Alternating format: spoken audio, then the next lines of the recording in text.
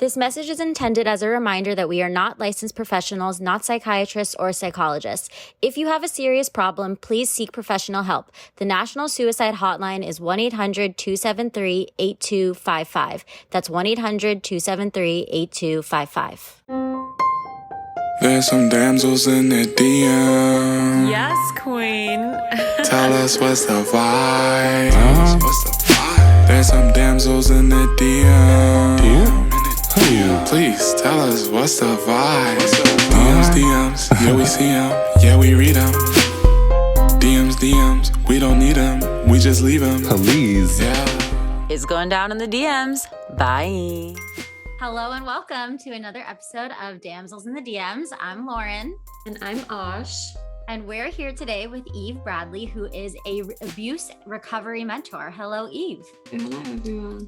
Hi, Eve. Nice of you to join us today, all the way from England. That's right. That's amazing. I think this is our first international guest. Are you our first British guest? Thanks, British. I'll take it. Well, we want to hear all about your background and your inspiration for becoming an abuse recovery mentor. Also, a little bit about why you started kind of sharing advice for people on social media and all of that good information. Okay, well, I think like most people that find themselves in this field, it's because they have experienced abuse themselves in a relationship. And for me, it was two relationships that spanned about 8.5 years. The first one was a marriage, and the second one was a relationship with a guy that lasted about 3.5 years. And he was a narcissist, the second guy. The first guy, he was my husband. He was an alcoholic, and he was very abusive when he was drunk. But there wasn't quite so much emotional abuse. It was much more like intimidation abuse, whereas the narcissistic abuse was the psychological and the emotional abuse. And it was only once I came out of that relationship that I realized quite how much I'd lost my sense of self. And we had run a business together, and so I had escaped with just the clothes on my back. I had my eldest daughter with me, the keys to my car, my phone, and I was 3 months pregnant as well at the time.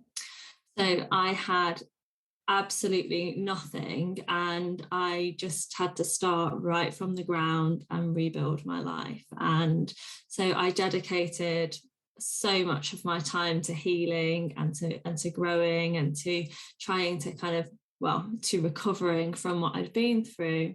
And in doing so, I discovered my kind of sense of self again, and I put it together with things that I'd always loved to do before, like supporting people, like solving problems and being a solution. I'm such a solution, like a pragmatic person. Like if there's a problem, I want to solve it. And so I kind of tied that together with my business experience, with my training experience, and mentoring and coaching just sort of happened for me. I was dipping into different kinds of courses and qualifications to kind of deepen my healing, and everyone I connected with, I started to kind of build a network. And it was just one of those things that happened step by step. As I was growing, this was happening as well. And it was like, well, I'll give it a go. I'm going to try. And I was connecting with so many survivors, and I was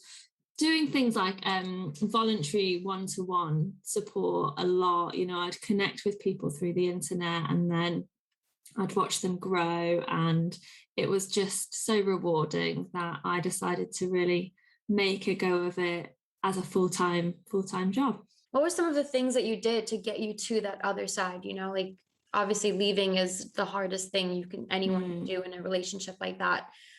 So one, what was the final, like what gave you that courage to just pack up and go? And then two, what were things that you did to get yourself to the other side? So the end of the relationship was about 6 months long. It was backwards and forwards. It was promises. It was, everything was going to change. Like I said, it was a very emotional abuse centered. So it was all this kind of like the gaslighting was happening. At first it was my responsibility and that I was the one to blame for everything and I needed to make all the changes, and then we went through the kind of, it was to do with his mental health. That was quite a long phase, and like I say, it was backwards and forwards for a long time, and all that time I was educating myself. I was trying to find the solution to whatever this problem was that was in our relationship that was causing this man to have these outbursts and to be so rage filled and be so sinister in the way that his personality would change.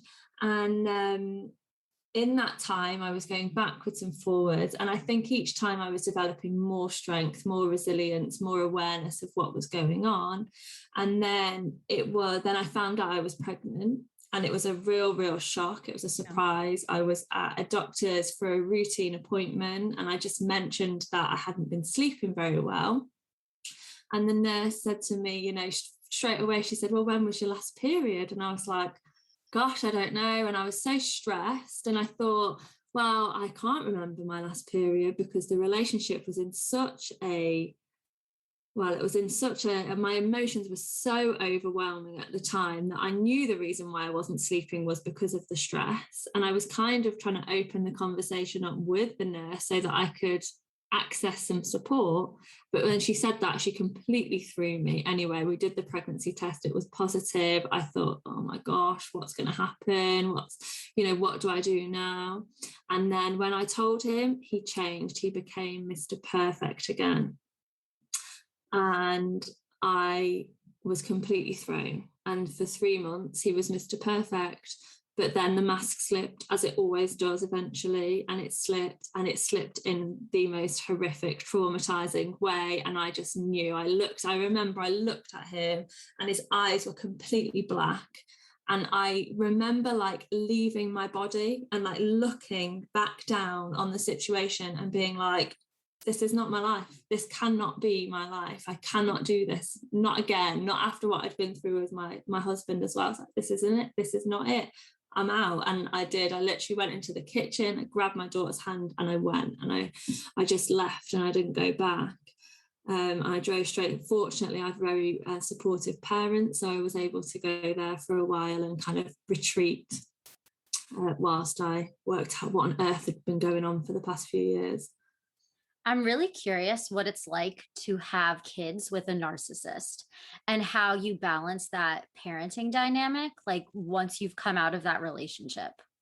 So with my ex, he actually has nothing to do with our child together. He when I went no contact, eventually once I got out and I went no contact, I put the ball into his court essentially when it came to accessing my daughter. And actually, when I told him that I was expecting a girl, he had the most awful reaction to her being a girl. Yeah, I remember I went for the scan. In the UK, we have a scan at 20 weeks and you can find out the gender of the baby. And he said to me the night before, and I'd already left and I was already doing grey rock communication, which is a very low-key, low-emotion communication where you don't share any information other than the absolute necessities because, like I say, we had a business together, we'd shared a home together, so there were some logistical things that we had to sort out. And so I adopted this technique, this grey rock technique. And he said to me the night before, he sent me a message, I'll never forget, says, remember we wanted a boy. And I was like, I'm not in control of that, that's ever so strange. But again, not really surprising when you go to think of like the pathology of the narcissist and the bizarre things that they do and say. And I thought, oh, that's strange. And then he also said, don't text me with the gender, you have to ring me. I was like, I'm doing grey rock, I don't want to call. So I went to the appointment, she told me I was having a girl, and I phoned him and I said, the baby's a girl, it's a healthy girl. And he said, I knew it would be a girl, another woman to ruin my life. And, really started to launch into this like misogynistic rant. And I put the phone down, and that's actually the last time that I ever heard his voice, because I Wow. never, that was the thing that made me go, right, that's no contact. I don't want this man having anything to do with my daughter. And if he wants to have anything to do, he'll have to take the legal steps to do that. And he never has. Wow. So he has nothing to do with her. So, I mean, I'm fortunate in that sense that he doesn't attempt to co-parent even. Can you share what the business was? I'm just curious that you shared. The business. Okay, so we basically transformed kitchens and furniture. So we took old kitchen cupboard doors and resprayed them and put them back on. So, but we also we took the business to Spain as well. So we had a business in Spain and a business in the UK where we transformed these doors, and furniture. Like, do you still do that now, or I don't know? No, I can't. I will have, like, I've upcycled the stuff in my bedroom and in my like living room, but no, I don't do it now. It's I tell you what I did do in the not long after I got away. I renovated my caravan. I had a little caravan. And that was something that I did, which was so healing. It was so therapeutic. It was a project.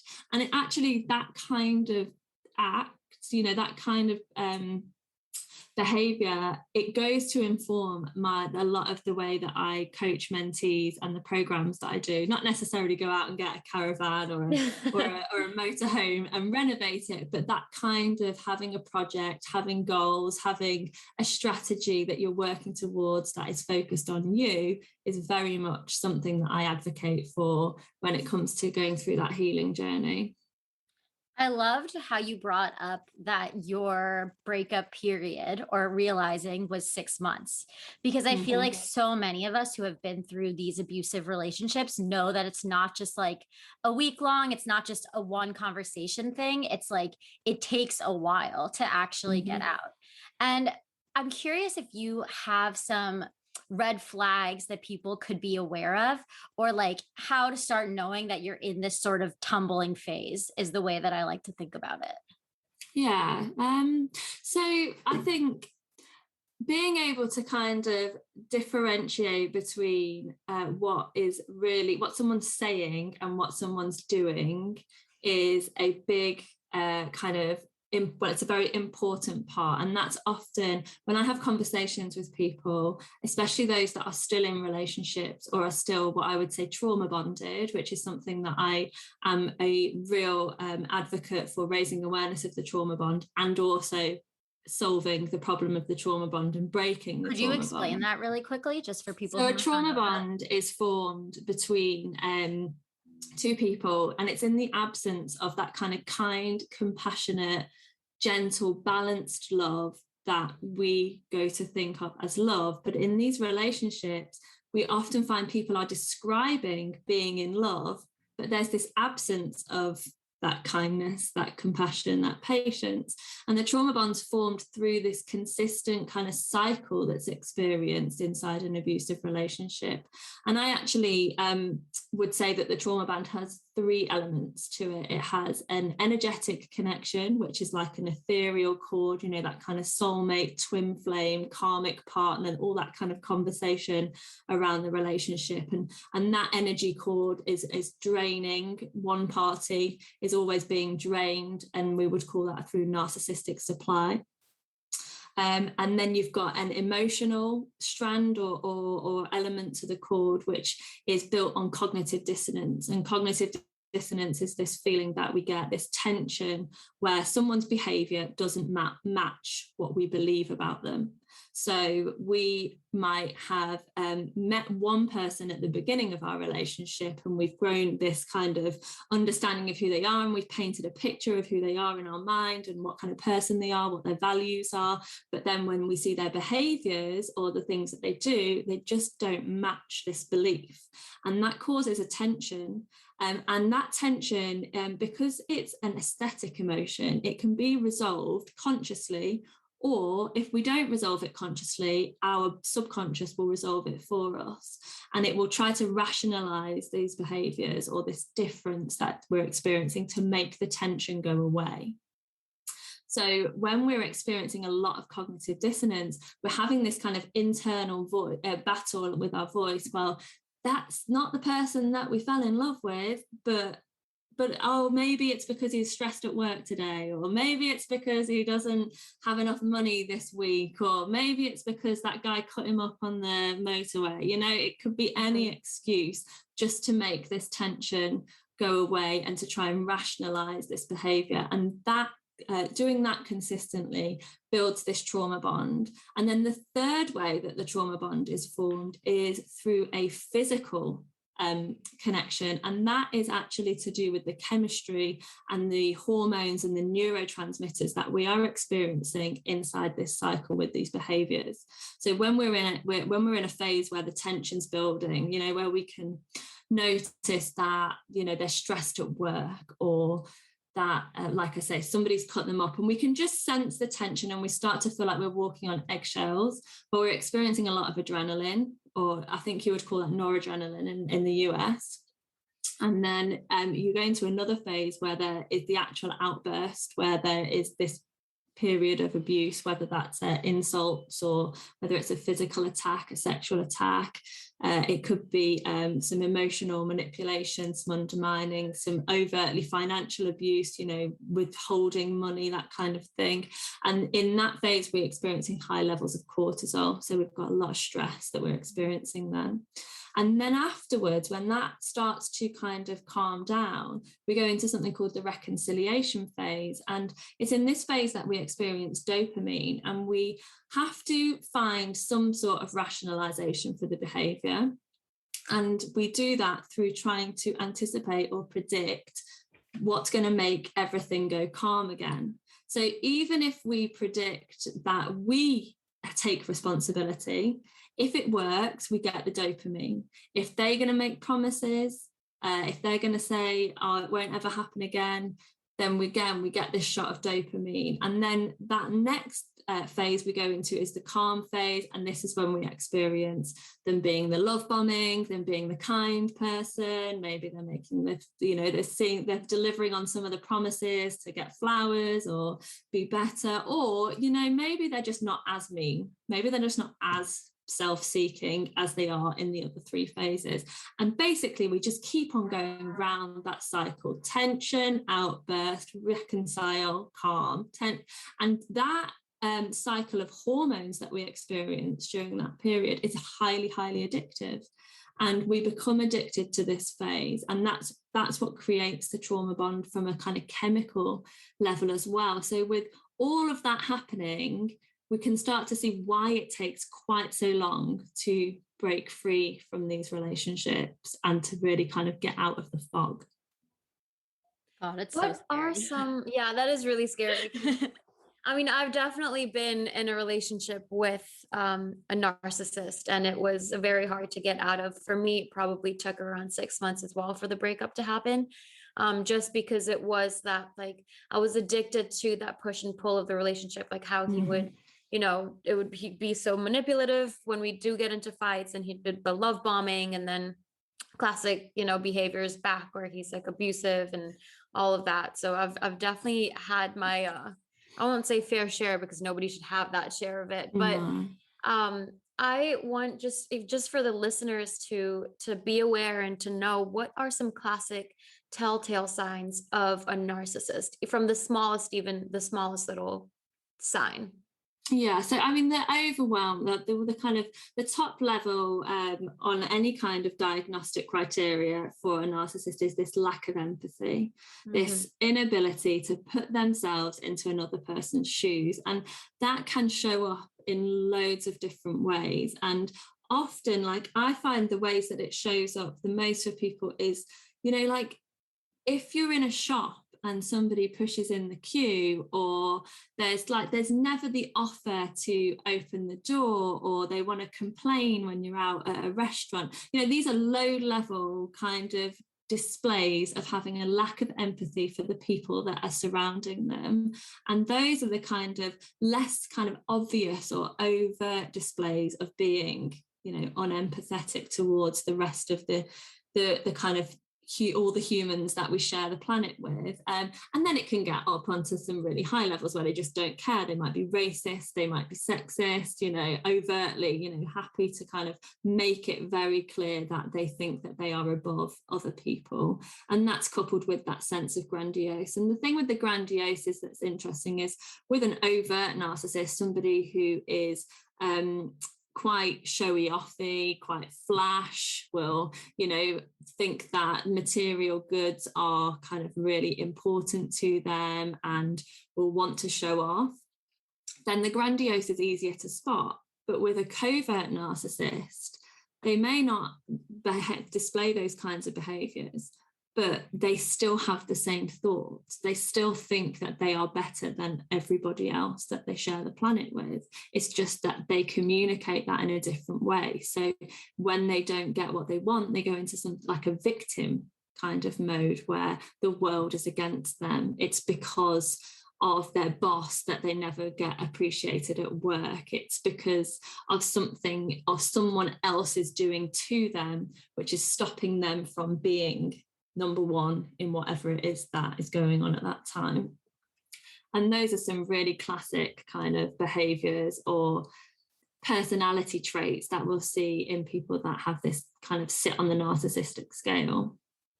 This is a weird question, but is it possible for narcissists to have like different ways that they treat people in their life, or will they treat everyone the same?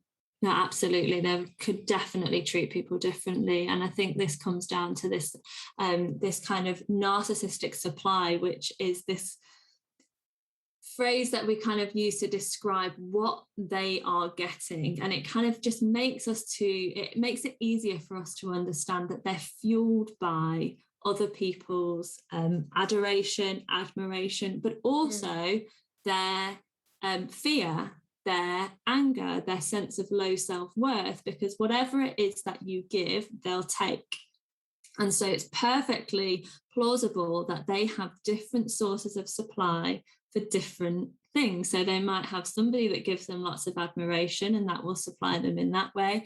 And then you've got somebody that supplies them with fear. And often you'll find that's why narcissists will change the people that they spend time around regularly, because they're not supplying them in the way that they thought they were going to. And so they discard them and replace them with some new supply. And it can be, I speak to people that they will get their kind of sense of admiration or adoration maybe at a bar with the barmaids, that's where they make themselves feel good, but then they'll go home for the intimacy, or they might pay for the intimacy, go home for the fear and the scaring, and all of these things are happening because they essentially are absorbing the emotions of those around them, because to me, they're dark, they're empty, they're vacuous, they don't have those kinds of ways to regulate emotions internally, and so they feed off those around them.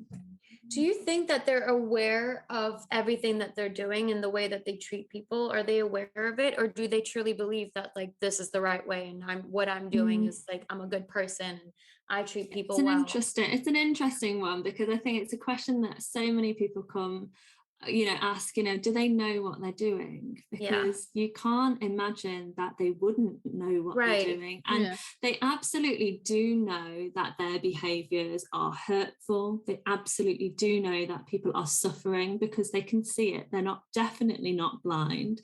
They can see, if somebody is distressed, is crying, is begging them to stop, and they still choose not to, then they are making a choice to abuse somebody. Now, whether they know that their manipulation tactics are out of the ordinary and are not what everybody else is doing is up for some debate, because they have this inability to empathize. So the reverse, the balance of that is that they think everybody is like them. And because they can't put themselves into everyone else's shoes, they think, well, everybody is like this. And that's where we see a lot of projection, because we think but we're not like that. You're accusing us of something we're absolutely not like. And they can't seem to see the mirror, you know? And so I think that it's whether they're aware that their tactics are not how everybody else is operating is probably up for some debate. And they certainly will do things that work for them. So if it serves them, they'll do it. And it's almost like the limits to where they'll go to are just so much lower than where we would go to get the result that we were kind of hoping for. And that's like this kind of, the rules of engagement are completely different when you're dealing with a narcissist. And that's why it's just best to stay out of the game. And that's why it's no contact and get out if you can. Yeah. Have you ever had a narcissist come to you as a client? Interesting question, because I run some support groups. I run some online support groups where we go into Zoom rooms and we talk and people share. So as you can imagine, there are lots of different characters that come along to those, and the absolute vast majority are, you know, completely there to support one another, to share their experiences and to access the compassion and the support. But every now and then we get a few characters that just don't fit into the same kinds of, they just don't fit in the right kind of way. And it doesn't, and they often take themselves out as well. You know, I have never had to ask anybody to leave, but it's almost like they know that they're in the wrong environment or that it's not the place for them and they go. And one does spring to mind where I would probably make a good case for thinking that they may have had some narcissistic traits, but no one's asked me to work with them, no. And I know we talked a little bit about like what are some of the classic habits, but like let's say that I'm in the support group or I'm like on a first date and I'm trying to avoid a relationship with a narcissist. Do you have some just like telltale, very quick signs just to like help people avoid going down this road? I think if you put a boundary up, you know, if you're ever in doubt, stick a boundary in. And it doesn't even matter if it's one that really means a lot to you. In fact, the less it means to you, the easier it will be for you to establish it, maintain it, and hold it. But actually, any boundary will be pushed by a narcissist because that's part of the game to them. You know, that's finding out where they can get to in terms of manipulation. So put a boundary up, find something that, you know, you just, whether it's don't send me a message after midnight, you know, simple. I'm meeting somebody new, we're chatting, don't send me a message after midnight. And if you do, I'll just delete it, or I won't reply until 10 a.m. the next day, or I won't reply for 24 hours if you send me a message after midnight. You know, something that you can really follow through and just see what happens, because the chances are if that person has a lack of empathy, a lack of respect, you know, may have these kind of traits, they're going to send you a message at like a quarter after midnight, you know, just to see if you're holding that boundary, you know. I have a question. They're going to want to test it. Yeah. I have like a little case study for you. If just testing things out right now. If asking for a friend. Yeah, I'm asking for a friend. If there's someone in like a new type of relationship and they're sending a good morning text message, like let's say the girl is sending a good morning text message. She sends it every morning. She's like the first one to say good morning. And then one morning she doesn't. And he says, oh, so you're not going to say good morning today? Is that a narcissist? Who, the girl or the guy? The guy who keeps getting good morning messages every day. And one day that he doesn't get it, he is like, oh, you're too cool to send me a good morning message today. I mean, I don't know if it's enough to say that he's definitely a narcissist, needy, attempting to try and... Could you provide a little bit more context, Tosh? No, I cannot. I mean, if she's forgotten, she's forgotten. I suppose it will depend on the explanation. Maybe it would be a case of, I mean, the thing with it, Like, we are so good at trying to work out what's going on in other people's heads and what's going on. And sometimes people are just doing stuff with their life that they don't want to share about, they don't want to talk about. It might not be sinister, but we can be quite good at trying to create these kind of scenarios where we want to know what's going on. And without having a really kind of open conversation with somebody, we never really know. Mm-hmm. Well, speaking of what's going on, we talked a little bit about the cycle and the long period of how to get out. How do you get out? Like, we talked a little bit about how you were able to break the cycle and you were able to get out of it. How do you advise your clients to break this cycle? So the first thing that we work on is the trauma bond, having an understanding of their trauma bond, because as I described, I think there are these 3 strands, and actually everybody's a bit different as to which one is affecting them the most. So some people will be highly addicted to the hormones, and it's so difficult then to, very much like a drug addict, unless they're ready to quit, they're not going to quit. And that's the reality when it comes to the trauma bond and the hormonal cycle. And the brain will trick us into finding all sorts of ways to get that next hit. And it won't do it in an obvious way. It won't say, send them a message, ask them to meet up. It'll try to trick you by reminding you of that holiday that you had. And that's where it'll start, and it'll try and lead you to this path whereby you are eventually going to get the dopamine, because it's the dopamine we all want. The other hormones are, the oxytocin is enjoyable to experience, definitely, but it's the dopamine that drives us as humans. And actually hacking your dopamine and having ways to give yourself a rush of dopamine is actually a great way to deal with a lot of mental health, low-key mental health issues. If you're having a bad day, finding a way to increase your levels of dopamine will improve your mood, it will improve your outlook, it will make you feel better about yourself. And so it's the dopamine that I focus on with people that are still in the relationships or are coming through the trauma bond, is that we do it through diet, we do it through activities that have a reward at the end of them, all to try and increase our levels of dopamine and basically distract the brain from trying to get it from what is an unhealthy source. God, now I have to worry about my cholesterol. I got to worry about my dopamine. Dopamine's nice and easy though, because it's in a lot of the good healthy foods, and keeping hydrated, keeping healthy, and doing things that are rewarding. And like that can be as much as writing. One of the things that I do with everybody is just in a morning, write down Morning pages. Gosh. Sorry, go ahead.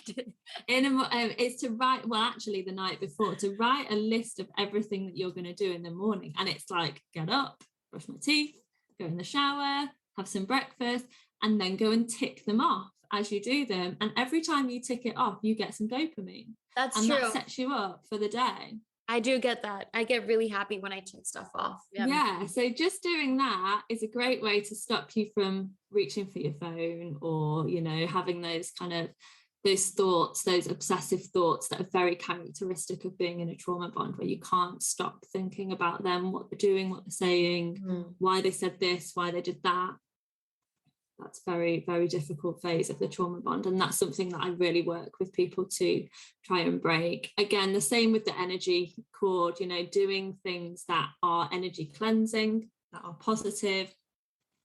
I like to do a lot of home cleansing as well, especially if you're in a space that you've shared with a toxic person, because the space that you live in, the house that you live in, it holds so many memories, so much power, so much kind of, it's your supportive space, and sometimes it needs a good clear out. So that's a really powerful way to intentionally reclaim some of that space and break that bond that's formed in there. Well, I have so much empathy for you that after you ended this marriage, that you ended up in another toxic relationship after that.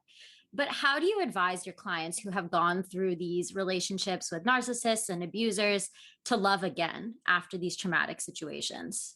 I think it comes down to focusing on learning to love yourself first, I think it all comes back to, if you are in a space where you are really, really compassionate with yourself, where you are patient with yourself, where you know yourself well, then, and you know your boundaries well, then when it comes to dating again, it's quite easy, because you know where your limits lie, you know what you're looking for, you know what's a game change, a deal breaker, you know these things innately because you're connected to yourself again.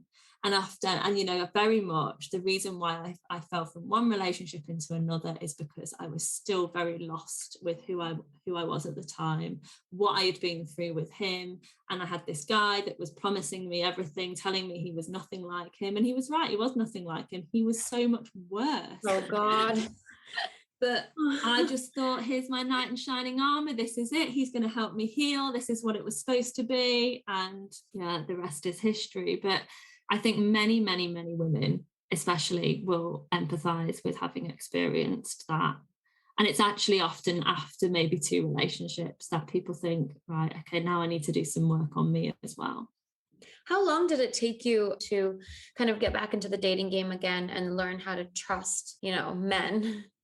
I wouldn't say I'm particularly into the dating game. I'm not like closed off to it. Yeah. Online dating scares the life out of me. And having been in all of these lockdowns, yeah, I have never got involved in online dating, and I just feel like it wouldn't be the space for me to meet someone. So I'm very much about manifesting my perfect guy at the perfect time, and I'm still waiting for him to arrive, but I'm sure he's on his way somewhere. Oh yeah, he's on his way.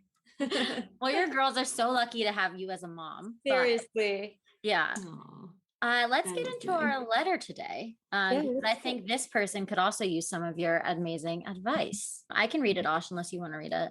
Cool. No, go for it, please. Dear Damsels, this letter was hard for me to write and come to terms with. I have been with my partner for over a year, and the beginning of our relationship was picture perfect.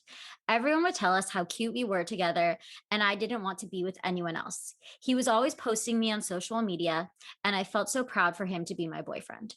About 6 months into our relationship, he became super jealous and demanded I give him all the passwords to my social media.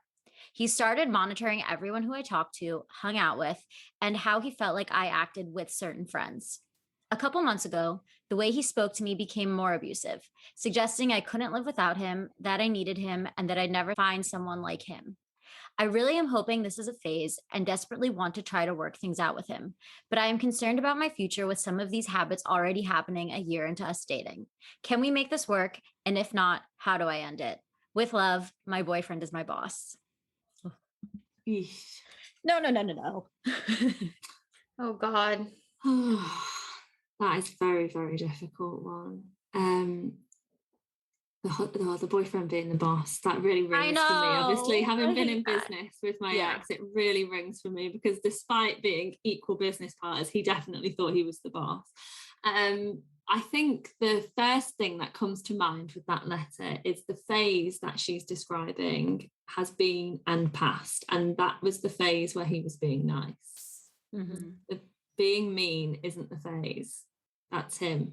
People can't really pretend to be mean. It doesn't really serve us as human beings to pretend to be mean. It doesn't, not if we are truly empathetic. It's not, we know there's another way. And it's the kindness at the beginning that is the false person, unfortunately. So what he's showing himself to be now is who he is. And that's a question of whether you want to be with somebody who is isolating you, who is trying to tell you how to speak to people, what to do, where to go. None of those things scream healthy, happy relationship to me. And that's what everybody deserves. Everybody. Yeah. Everyone deserves to have a healthy, happy and balanced relationship that's peaceful and calm. I'm really happy that she's recognizing this now before she continues to waste more time on it. Because I think the fact that this has all happened in a year is so telling, because I mean, people's honeymoon phases can last for a year itself, you know? Absolutely. It's yeah. interesting because I was talking to somebody the other day and they were saying how psychologically or behaviorally human beings can't pretend to be someone they're not for longer than 3 months. Oh, wow. And I thought, I mean, I think I can probably remember there being some flags maybe at 3 months, but I certainly wasn't able to recognize them or pick up on them. Maybe my intuition had a little flutter, but I definitely wasn't listening at that time. And actually, I thought that would be interesting to ask more people about that 3 month thing. Because like you say, those honeymoon periods can last for a long time. You get attached to that, to the memory of the honeymoon phase. Like I remember I was in a very similar relationship as this girl, and how she said that everyone would say that we were cute together, it was picture perfect. Like I know a lot of people who are in relationships that they claim, you know, on Instagram, it's all picture perfect. They only talk about how perfect their relationship is. But then when you look deep into it and you see them in person, it's not. But they just want people to know and to believe that that's what I would do to my friends too. I would go on and on about how we're good, our relationship's perfect. But then at home, like, you know, he's super verbally abusive and just a terrible human being. But I just wanted people to know that, or to think that I was in this perfect relationship, and for honestly for people to like envy me.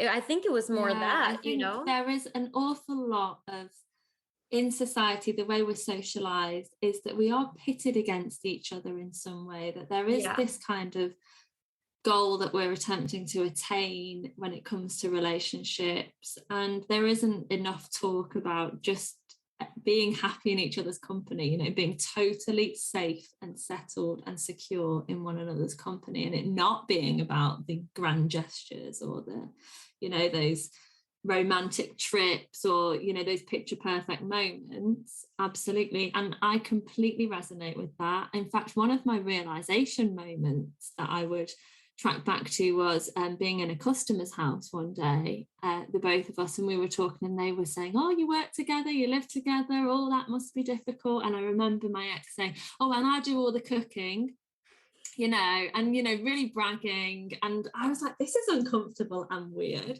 And the customer was like, oh, you're like the perfect couple, aren't you? And I remember just thinking to myself, if you knew what goes on when we get home, you know, you would never describe it as perfect. And he was stood there lapping it off, and I was thinking, you don't think, surely you can't think what we've got is perfect either. And it was one of those moments where I think, this isn't normal, this isn't right. And the perfect relationship doesn't exist. It's safe relationships, it's secure, balanced relationships that are the healthy ones, and they're not perfect because two people are never perfectly compatible.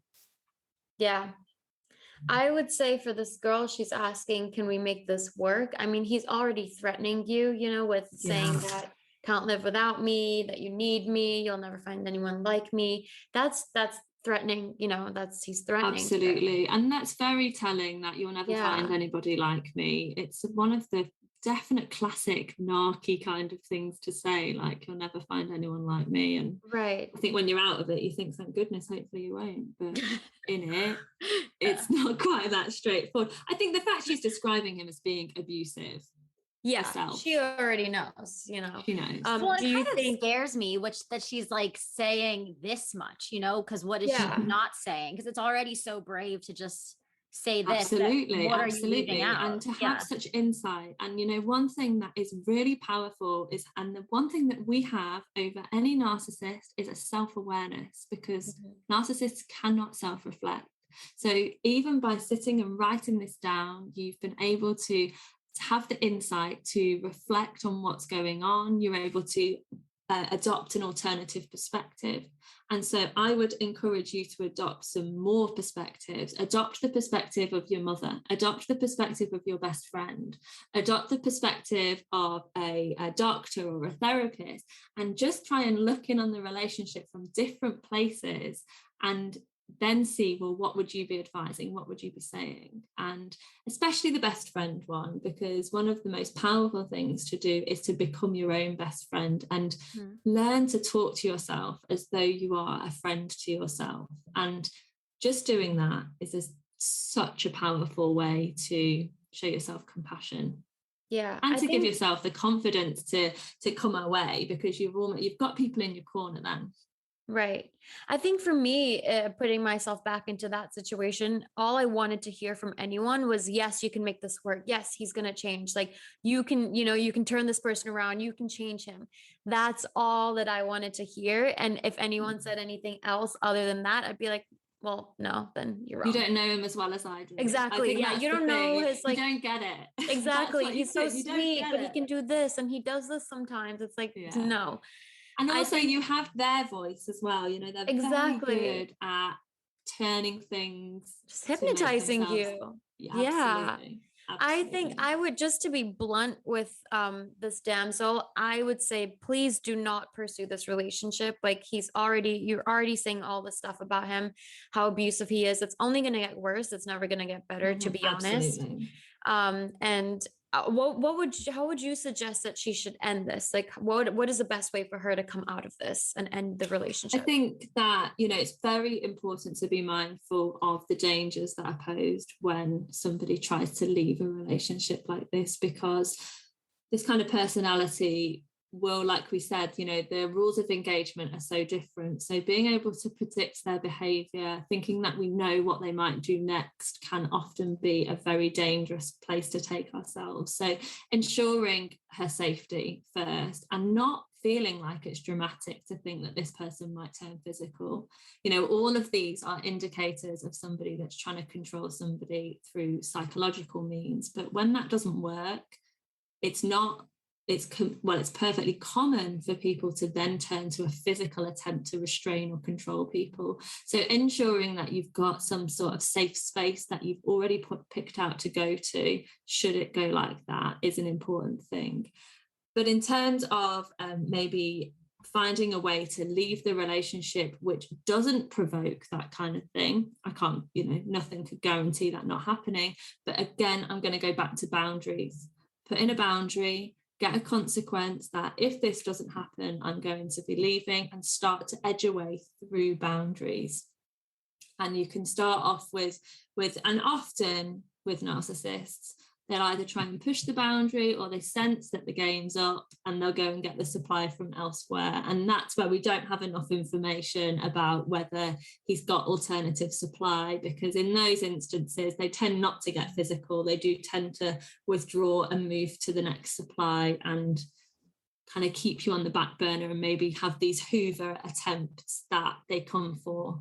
But yeah, it would depend very much on her personal circumstances when it comes to that. But boundaries are our best friend in all areas of life, really, because if we don't put them up, we don't get respect for. We're not respecting ourselves if we're not enforcing our own boundaries. I think social media makes it so much worse too. Just the fact that she mentioned like how they were so cute and that he would always post her on social media, just the fact that she has to bring it up. I think that people feel like they've failed their followers because people care so much about what their presence is online. That I think that we really have to separate our life and what's happening behind the scenes from what you're projecting on social media. Absolutely. Couldn't agree more. It's not real, is it? We can put whatever we want on social media. And I mean, one thing that I work with a lot of ladies to do is almost change their social media a lot, change who they're following. If people are not lighting them up, if they're not aligned to their values, to their beliefs, especially at a time when we're emotionally very vulnerable or raw, it doesn't mean that these people can't come back onto your feeds at some point. But if you're in a space where you just need to focus on you, fill your feed with the kinds of things that you need to hear right now. And don't worry about what everybody else is doing with their lives for a while. And, that's indicative of how fickle social media is that we can just choose who we want to follow and who we don't, depending on how we feel that day. And it's certainly no reflection on the people that we follow. It's a reflection on us, who we choose to absorb kind of content from. Yeah, I think I'm a big proponent of muting people. Oh, Like, same. Absolutely. Definitely. And just changing it up all the time as well, going out looking for new. We get so used to seeing the same people, and we start to paint our own picture. We start to fill in the gaps of their life then. When we've got these people, maybe we watch their stories all the time and they post maybe, 10, 20 stories a day. Well, our mind is putting together the in-between bits. We don't know what's really happening there. Yeah. I'm reminded of the Gabby Petito case. I don't know if you guys have had that coverage in the UK, but just that they had this perfect life on social media. And yeah, it was just not like that behind the scenes. It's not, and it's desperately sad, the case. And I do hope that some good comes from it in terms of the conversation that we start to have around this kind of relationship, this kind of abusive behavior, and also just how much protection, how much victim blaming is going on, how the services aren't well trained in being able to pick up and communicate about these kinds of experiences. And hopefully we're going to take some good steps forward with that. Yeah, and the way you talk about being your own best friend, I think that's so valid. Yeah, so powerful. And it's something that is difficult to do at first, but once you crack it, and it seems to happen in a moment, and it's like, I get what I need to be for myself right now. And just doing that, suddenly your team doubles, because you managed to got you, and then you've got you supporting you as well. And it's important that you don't take yourself too seriously as well, because you know yourself the best, because it's you. So being that best friend where you have fun together and where you kind of make jokes with each other, and you don't take yourself too seriously, you don't punish yourself mentally when things go wrong. You just sort of pick yourself up and give yourself a little hug and go again. And that is a really, really powerful way to get through some dark times. I think that's such a beautiful way to end. Yeah, that was wow. Yeah. I'm gonna go out and work on that today, I think. Oh, I hope you do. Yeah. I hope we all do today. Everyone, go be your own best friend today. Yeah. Well, thank you so much for coming on and chatting with us. This was so powerful and so important. And so informative, and just like that was really. Thank you for sharing your story too. I know that's never easy. You're welcome. And thank you for having me. It's been great fun. And can you tell everyone where they can find you? Yeah, so you can find me on Instagram. It's a bit complicated, my name, because it's got some little smiley faces in it. So it's your._.easy._.life. But you can just search Your Easy Life on Google and you'll find it. Amazing. All right, everyone. Well, thank you so much for tuning in to another episode of Damsels in the DMs. Make sure to subscribe to our YouTube channel and to our podcast. And please write to us with any questions, concerns, stories, or even any guests that you want to see on the podcast. And please send us your letters. We want to help you, and we want to have amazing people like Eve address what's going on in your life. Until next time, it's going down in the DMs. Bye. Bye.